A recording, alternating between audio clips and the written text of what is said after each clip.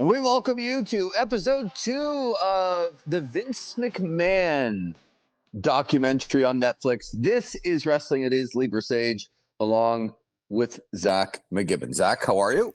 Doing pretty good, Lee. Obviously, we're continuing on with our review of the Mr. McMahon documentary series on Netflix and getting on to episode 2. And I think there's a lot of information that they shared in episode 2, so I'm interested in breaking that down. Well, yes, and I think we can start with exactly that point where you heard our review. Episode 1 was basically a background check and catching people up on who Vince McMahon was and how he got to, where he needed to get to. And now we start in with, I think, a little bit more of the details of some of the things that went on in heat, as the episode was named. Yes, there's always heat around Vince McMahon. Oh, yeah. Okay, so as episode 1 left off, they were we're going to take off into the late 80s, early 90s, and the steroid trial, and where Vince McMahon, and I think I told you off the air, it's like I can't get out of my mind that I want this to be about Vince McMahon and not about somebody else. But Yes.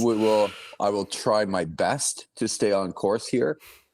I do think that one of the big changes from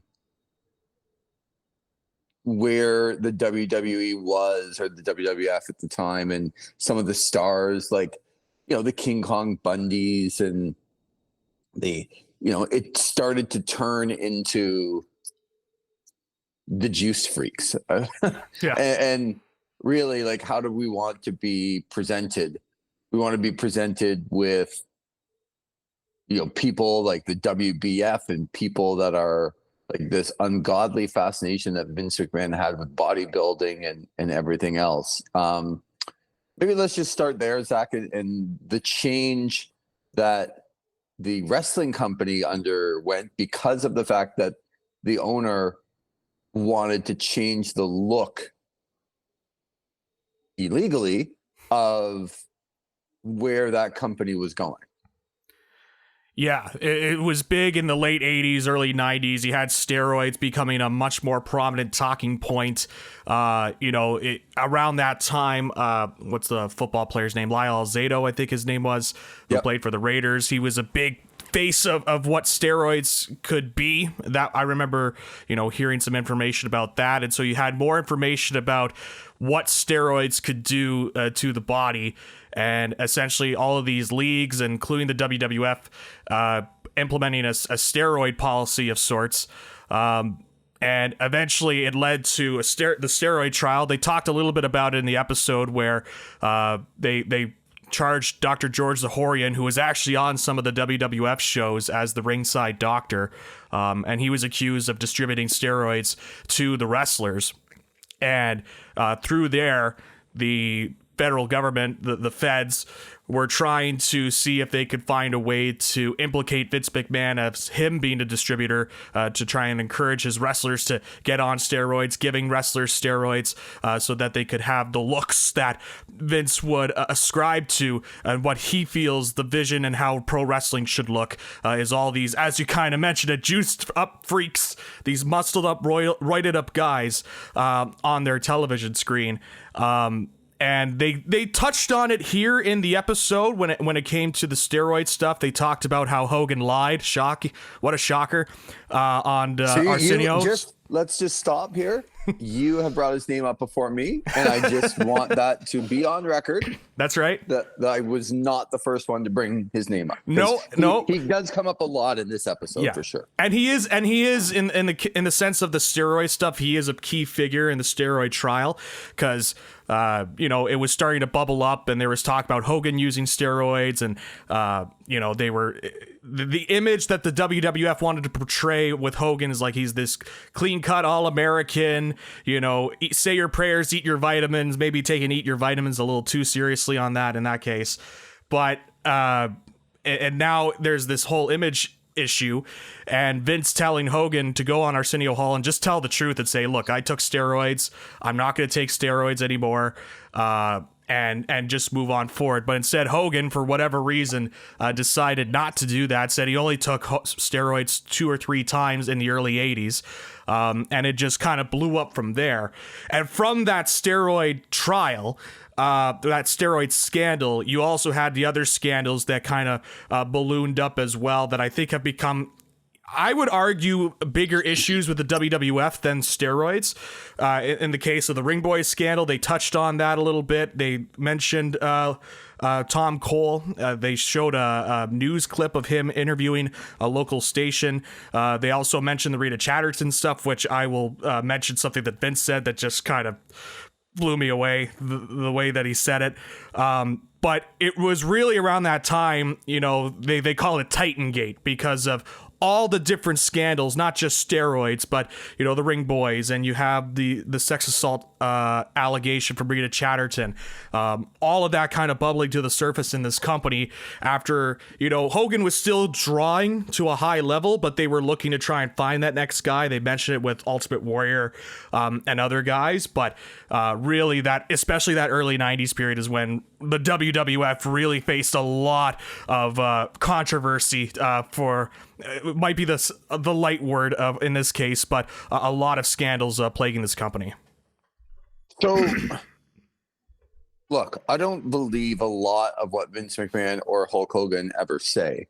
So it's hard for me to take sometimes when it looks like they're telling the truth. I guess I'll ask you, do you really believe that Vince McMahon told Hulk Hogan on Arsenio Hall to just go and tell the truth? I actually do believe that. Just based on researching, what Dave and other, writers at the time were talking about.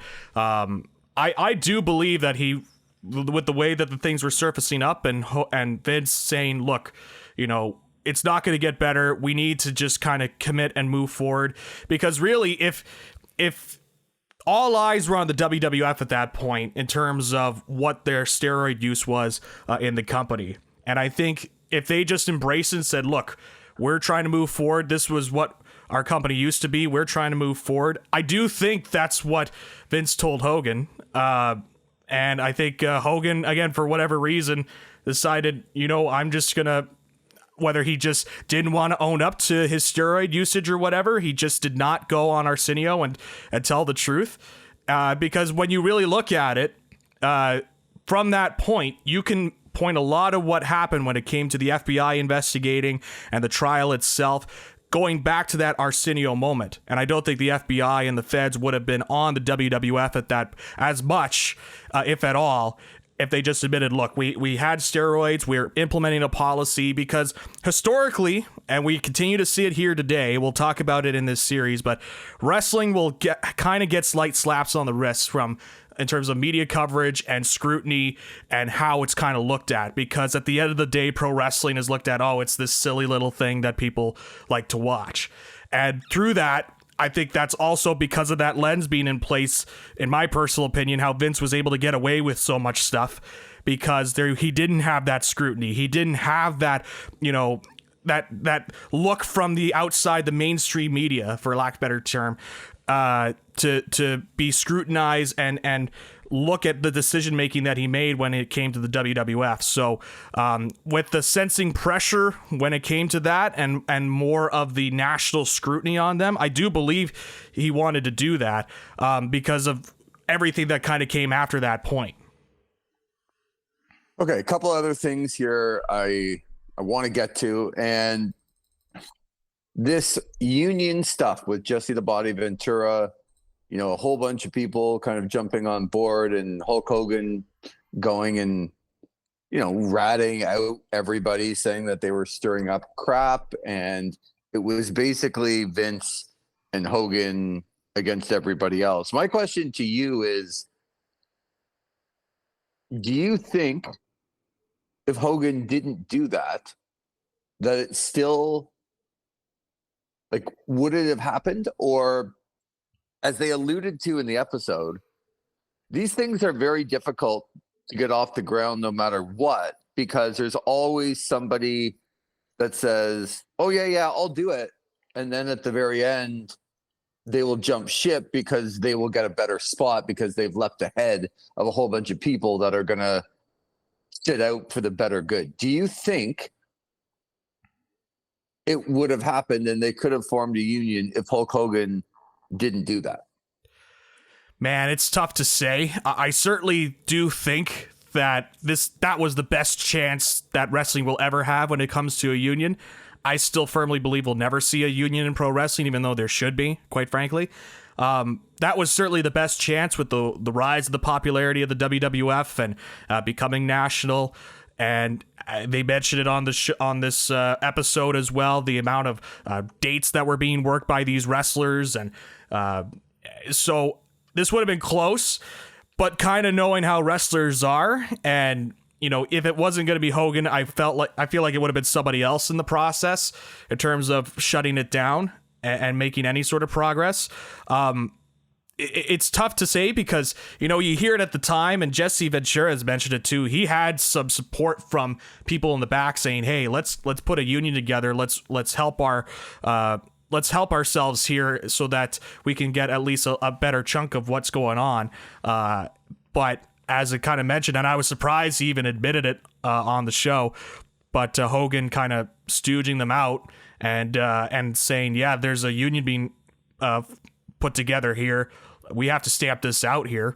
And not too surprising considering Hogan was the top guy at that point, and so that would mean maybe a little bit less of a check going his way. But yeah, I have a tough time believing that a union would get through just based on the nature of the wrestling business and how wrestlers are. I certainly think that was the best chance they could have had. Right. But I just, it's tough for me to say, yes, a union would have happened at that point. I certainly think it would have gotten gone pretty far, but I don't think they would have crossed the finish line. Yeah, my take is very simple on this. If you didn't have Hogan on your side for the union, it wouldn't have worked no matter how many people you had. Yeah. Because if Hogan and Vince are on one side and Hulk Hogan really is the guy, as much as we talk, I talk a little trash about him, and so do you, but because he's a terrible human being. He wanted his cut, and his cut was going to be less if that happened. And that didn't matter to him. It was more that Hogan was either going to be a good person and stand up for others or going to be selfish. But if he was on the selfish side, he was the guy that drew all the money. And as much as I don't like him, if he was working a card, you would draw money. If he wasn't working a card, you wouldn't draw any money. And it was that simple. Yeah. So if you didn't have that guy on your side, that guy was the difference. If he was full union, wanted to make a difference in the height of Hulkamania, going on Saturday night's main event, NBC, network television, if Hulk Hogan wanted a union, I think he probably could have got it at that point. But if he wasn't on your side, I don't care how many people were there, because we always make a joke about how guys are so hot or they're so good that they could wrestle a broomstick. I'm pretty sure Hogan did wrestle a bunch of guys that were like broomsticks. It didn't matter. People wanted to go. They wanted to see Hulkamania. They wanted to hear Real American. They wanted to see him rip off his t-shirt. They wanted to see him get his ass kicked for 7 minutes. Hulk up, boot, leg, it's over. Pose. Eat your vitamins. Say your prayers. That's what people wanted. And it really, honestly, how many people do you think he was in the ring with from winning the title in 84 to losing the title for a bit in 88? until he won it back in 89. Yep. Like, how many people do you think he was in the ring with? Legitimately, from when he lost the title, when he couldn't even lose the title, right? It was up for grabs, and he didn't really get pinned, and double referees and all that stuff. Like, right.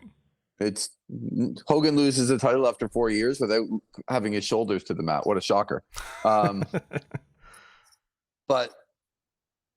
how many people in there would you think, you know what? That was a really good wrestler. It's very few. The first one that came to mind was Savage.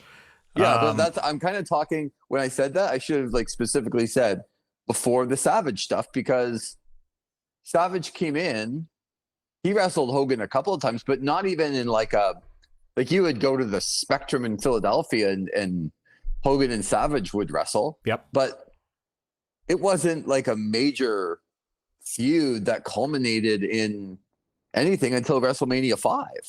And, you know, the Mega Powers and everything else. But I'm talking about before that. So like 84 to 88, when Hogan lost the title.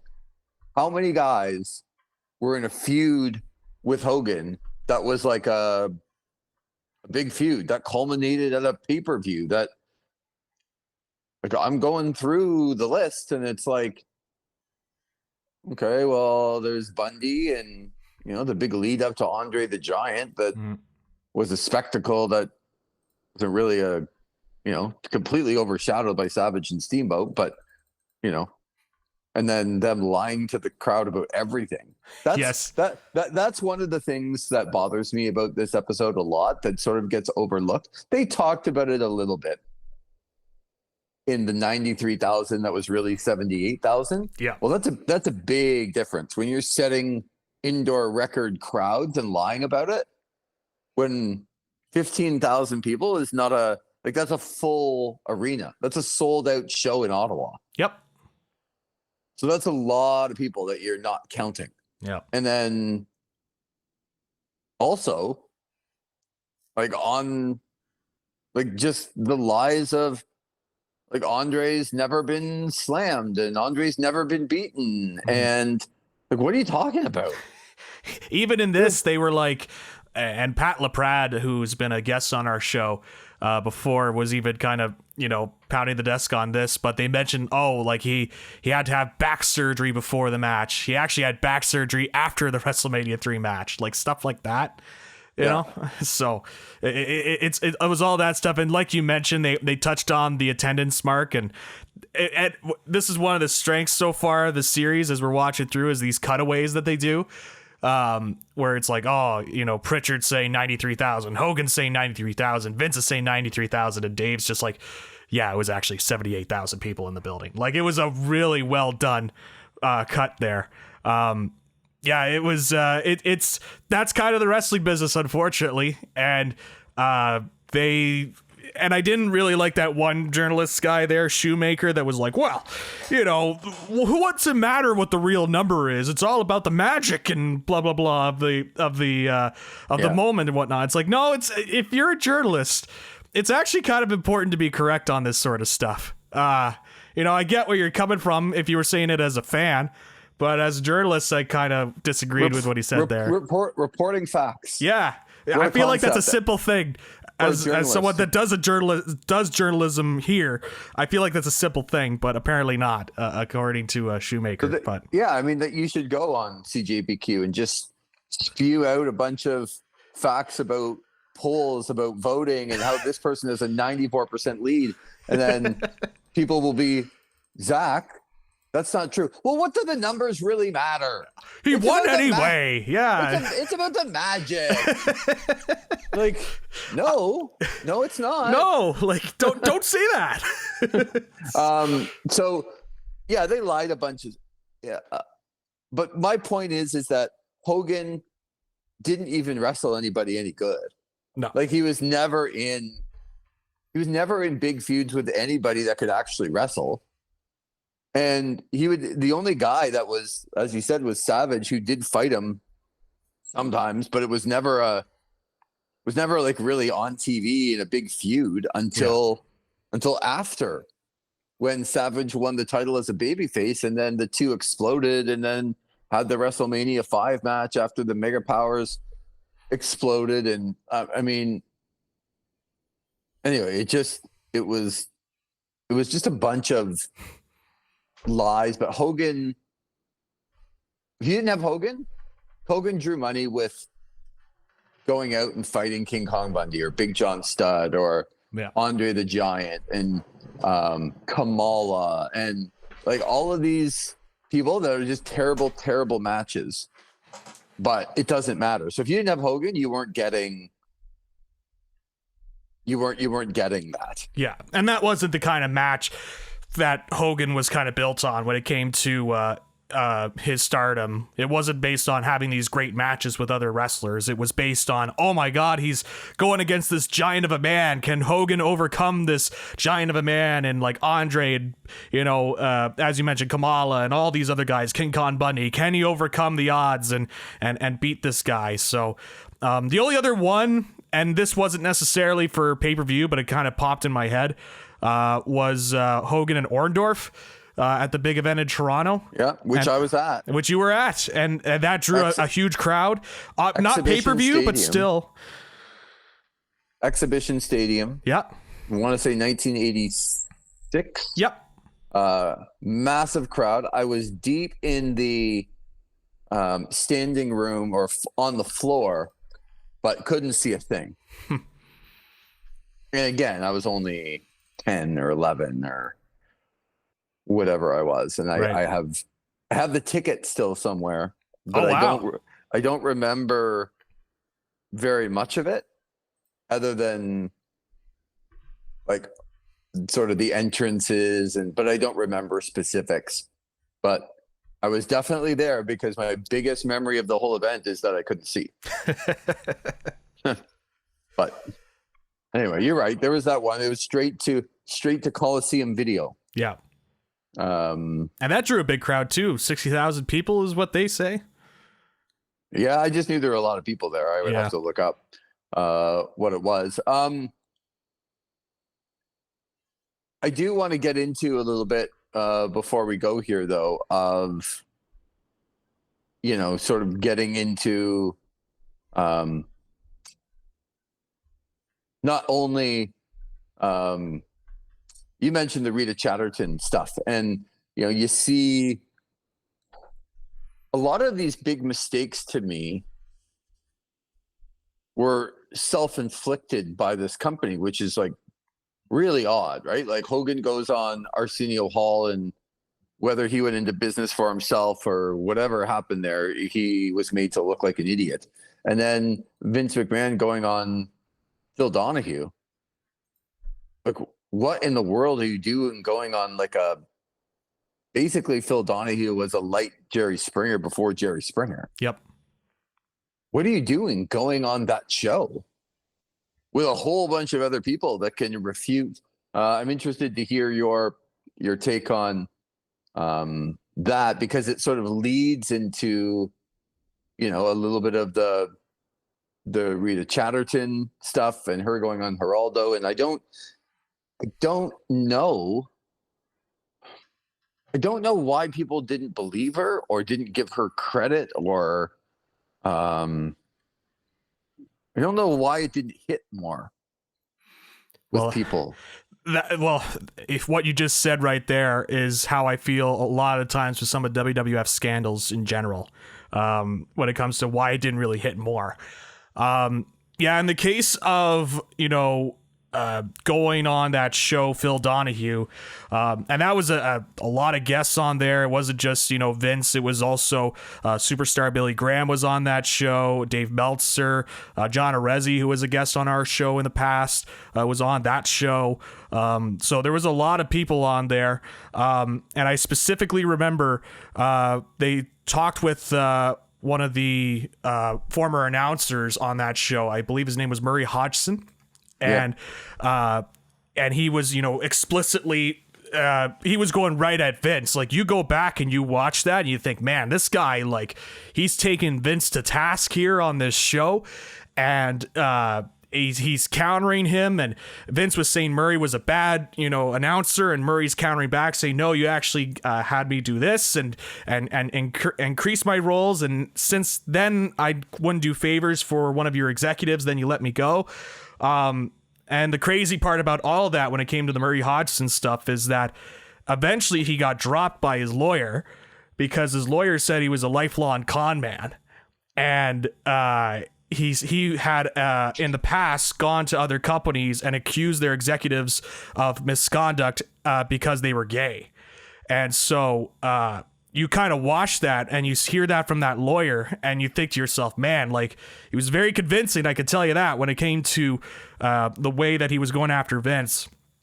But it's been kind of Vince's MO, and I believe they'll talk about it in future episodes as well. It's like Vince's, even with this documentary, in terms of looking at his life, he feels like this is stuff that he could take on and he can be at the face of it. And a lot of that is ego. And we've seen that with Vince for so long, where he has this feeling of invincibility. And certainly after the steroid trial, where he beats the federal government in court. And when you look at that case, when it comes to the feds, it was such a weakly put together case. And they tried to get Hogan to be their star witness. And they kind of mentioned that. And I think Dave also revealed it on his show too, that the reason why Hogan got immunity and why he was a star witness for the feds was because the feds had something on him about him distributing steroids to other wrestlers. So in order to try and get Vince, they granted Hogan immunity so that he could speak. And little did they know it would backfire on them when Hogan, under oath, said that Vince never went around and distributed steroids and was not like personally selling steroids. And that kind of made the whole federal government's case fall apart. It helped make it helped, give Vince this invincibility complex where he's like, well, I could beat the federal government. I could beat anybody. And, his lawyer has consistently talked about how that was kind of his landmark defining case. And so, yeah, there's all that stuff. And then as you mentioned with the Rita Chatterton deal, they talked about the incident in the limo back in 1986 when she was a referee for the WWF. And she brought it forward in 1992, saying she didn't want to have her parents, who were ill at that time, kind of go through what was going on with her, and didn't want to put her through that sort of public spotlight. And then, so once her parents passed away, then she moved forward with the accusations against Vince. And what Vince said on that show about, in the documentary, about how everything was consensual, blah, blah, blah. One reasonable person would just stop right there in terms of addressing the allegation. But then, of course, it's Vince, so he had to keep going. And then him saying, and if it was a rape, it would be out of the statute of limitations, so it wouldn't matter anymore, or something along those lines. I'm paraphrasing there. But when he said that, I was like, geez, like that. If there was anybody that was still kind of on the edge, I don't know how you can listen to that and think, man, this is an innocent man I'm looking at right there, in my personal view. So I saw that at the doc. That was one of those things that kind of blew me away in the documentary, is that Vince would just say that. But again, it goes back to ego and thinking you're invincible, and thinking, well, this is stuff in the past, and I want to get this documentary done, and I don't care, like, do a thing on my life at that time. So yeah, there was a lot of that stuff touched on. Well, and to end, I think, Zach, you said that perfectly. There's no way you could watch that clip and go, oh yeah, that's an innocent guy. I mean, that's my opinion as well. Yeah. But let's just even say that that's not true. Like that he was telling the truth.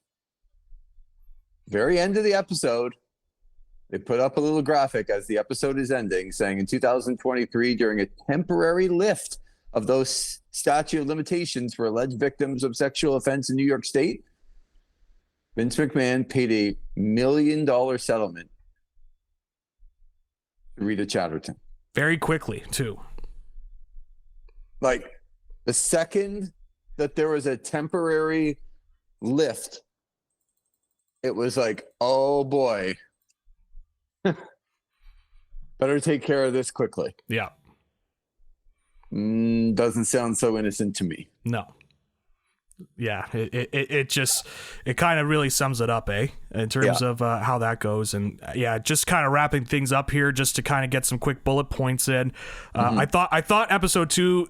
So I will peek back behind the curtain here and say I've gone ahead and watched the rest of the episodes in preparation for this. Not. So I won't spoil anything. Or anything like that. I just want to put that in there, and I will say that this was my favorite episode of the documentary series. Even then, I wish they would have delved deeper into stuff. It kind of felt like, hey, this happened, and then this happened, and then this happened, and then this happened, and I was hoping for a little bit more deep dive analysis on this stuff, especially with the way that this series is spread out. I'm glad stuff was mentioned. Like, I'm glad they mentioned Tom Cole and the Ring Boy stuff. I wish they would have mentioned more about how Vince had fired Mel Phillips, but then brought him back into the company on the grounds that he stay away from children, despite it previously being known that he was, he described his relationship with children as, quote, peculiar. Like, I wish they would have delved deep into that, and they showed the article from there that had that quote in the documentary, but they didn't mention it in the documentary itself. So I wish they could have dived a little bit deeper on that sort of stuff when it came to, Phillips and Garvin and Patterson, in terms of how they got, let go. I know they touched on Patterson a lot, and Patterson is always somebody that's kind of murky when it comes to his involvement on things because of, there have been accusations against him that were then rescinded, but there are also still accusations like from Tom Cole that are still, I find, very verifiable and at least something to be looked at. And they had Tony Atlas, make an accusation against Patterson as well. So I wish they could have gone deeper into that sort of realm. And they touched on the Snuka stuff for like 2 minutes. And I was like, man, there's more you could do with the Snuka. That's a whole episode you could do with the Snuka stuff. Yeah. Like Snuka's. And if you want to see that episode, Dark Side of the Ring, yes, has a lot more on that Snuka stuff. So there's stuff I wish they could have dove deeper on and mentioned, like even Snuka said in his book that Vince showed up to the police station with a briefcase, and then when he left, Vince didn't have that briefcase anymore. Like stuff like that. And just kind of dive deeper, because I think that's what a Netflix audience would want, especially with all the different documentaries that they have, those true crime documentaries. Having said that, though, there was stuff that they touched on that I'm glad that they touched on, and I was going in with some concerns because I thought they wouldn't touch on it. And so I'm glad that they spoke about it. I just wish they would have went a little bit more in depth on it, as opposed to, well, this happened, and then this happened, and then this happened. Like, you could have cut out stuff like, I didn't need to know about WrestleMania 2. In this episode, like that could have been cut out because it really didn't relate back to Vince. I wish they could have dived deeper into some of the scandals and whatnot in those early 90s, because those were pivotal years for Vince and that company in terms of them being formed and how it kind of got them through. Episode 2, Heat, of the Vince McMahon Netflix documentary. Hope you've enjoyed this review, and coming out very soon will be a review of episode 3. For Zach McGibbon and Lee Versage, thanks for listening to This Is Wrestling.